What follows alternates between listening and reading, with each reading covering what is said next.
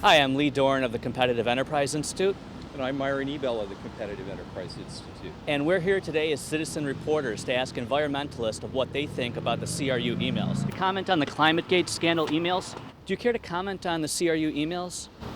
I think I'm all right, thank you. Can we ask you a question about the Climategate emails? No.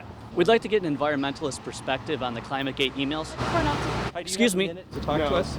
Thank you. In general, we want to get the environmentalist perspective on the emails that have recently surfaced from the CRU. What do you have to say about them? Oh, I mean, well, they're not our emails, Right. But so we can't comment on Obviously. the emails. But in terms of the fake debate about this, we think it's ridiculous. I think the consensus on global warming science is settled by many more scientists that are involved in these emails. It's an international consensus, and some folks have been cherry picking out of context discussion from 10 years ago, and this isn't where the debate on global warming is. The debate on global warming right now is what we should be doing about it. The CRU is really the Pentagon of climate research. So if this is the Pentagon, this may be the Pentagon Papers for this issue. I think that's a completely inappropriate comparison. I think that we've got decades of research, much of which has been improved in the last few years. We're talking about conversations that happened years ago.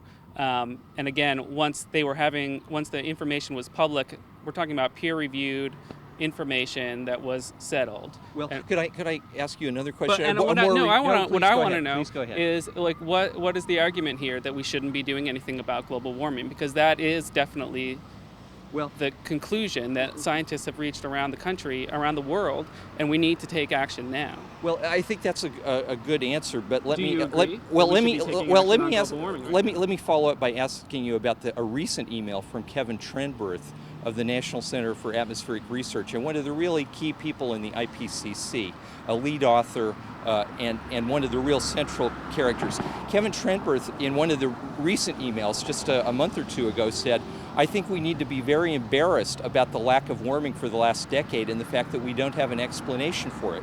Doesn't it bother you that all the scientists agree, and yet global warming seemed to have stopped in the late 1990s? We haven't seen an increase. Again, ridiculous assertion. I think that you're just cherry picking a particular piece of information, not putting it into the global context. It's obviously a complex system, and you can't just pick out one piece and call it evidence. Do you think that it helps your credibility if you would actually look at these emails and take them seriously and address some of the serious criticisms that some people have had with them? Because I'm not particularly interested in what these private citizens had private discussions amongst themselves before the public scientific data came out. You're a denier. I am But thanks a lot. Global warming optimist.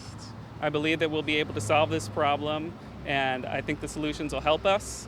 It'll help the economy, it'll create jobs, and I think the science is settled. You don't have any ideas or thoughts about these emails that have been released and documents? My main thought, my main interest is who stole them, how they came into your hands. The ones that were cherry-picked, the ones that are on that original FTP site are, sort of the ones that you would want, your side would want to broadcast as scandalous, but it's already been debunked that this, mention of a trick.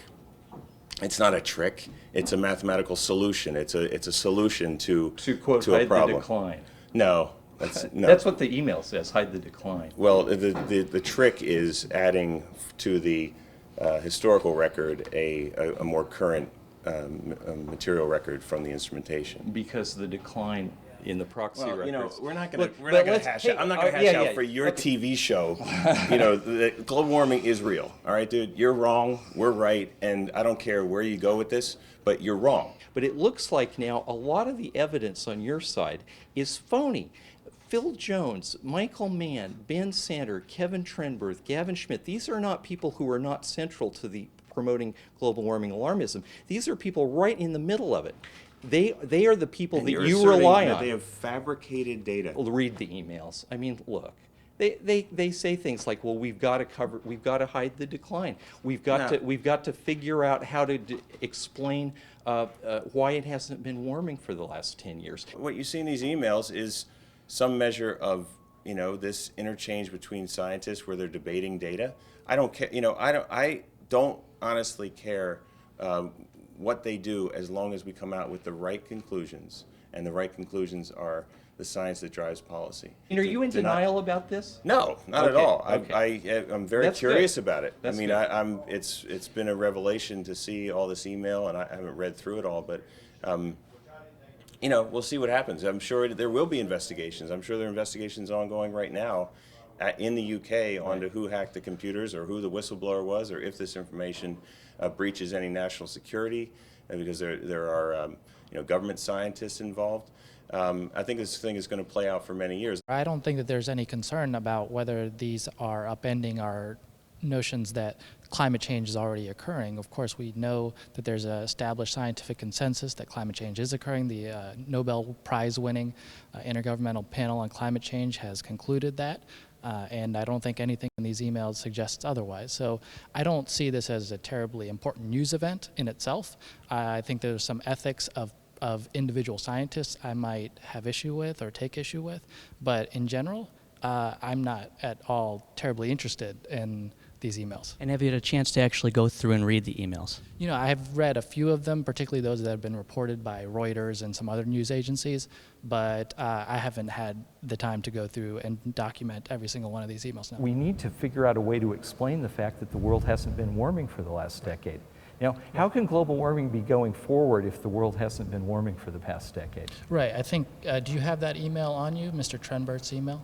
I don't. Okay, I think if you look at the context of what he said he was concerned that there wasn't enough observable data, and he was concerned that he wanted to get more data. It wasn't, I think that there's been a misinterpretation, unfortunately, by those who are looking for a conspiracy theory in all this. They want to look at emails and infer that there's an attempt to deceive the public about climate change, when in fact, if you read these emails in the context they were provided, and particularly that one that you referenced, he's merely saying, I want more observable data. Can I find it somewhere? Can we invest in trying to find more data so that we can demonstrate to the public? So I don't think that there was an intent to deceive. I think that there was just simply an intent to clarify. In many of these emails, the intent was there. Let us present this data in a way that people can understand it. Let's think about another way to show this data in a way that people like Myron Ebell will be convinced. Well, but the data is from all of the main temperature sets, the satellite and the Hadley CRU data sets don't show any increase in the global mean temperature for the past decade. But one second. Yes. Well, what was the year of that data? The last data set? It's 2000. There is no warming. Those emails were sent in 1999. No, there were very recent ones from Kevin Trenberth. But that one that you referenced about the data set was in 1999, if I remember correctly. There are ones this fall saying we've got to have a story to explain why the global mean temperature hasn't been going up. And in fact, don't you agree that it's sort of worrying for people who think that the world is in crisis? In fact, they ought to be happy. The world doesn't seem to be in crisis. Global warming isn't a problem. There hasn't been any warming for more than a decade now. Mr. Ebell, we've had the hottest decade in history. The hottest decade in history.